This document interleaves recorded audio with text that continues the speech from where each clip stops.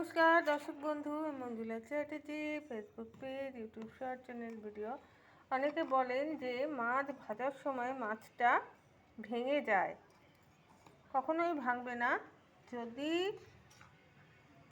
Gas বা গ্যাসের কথাই বলবো, ফ্লেমটাকে হাই করে যদি ভাজেন তো মাছ কখনো ভাঙবে না।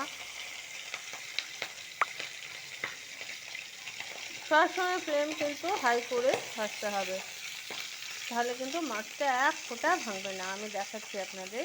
এই যে এখানে আমি কাতলা মাছগুলো ভেজে রেখেছি, একটাও কিন্তু ভাঙেনি।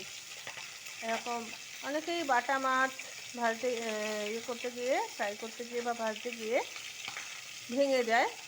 কিচ্ছু হবে না। দেখুন,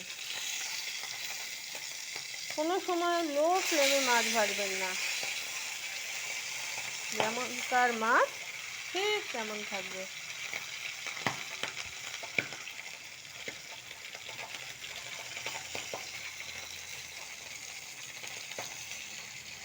এটা লো ফ্লেমে করতে গেলে কিন্তু ভেঙে যাবে।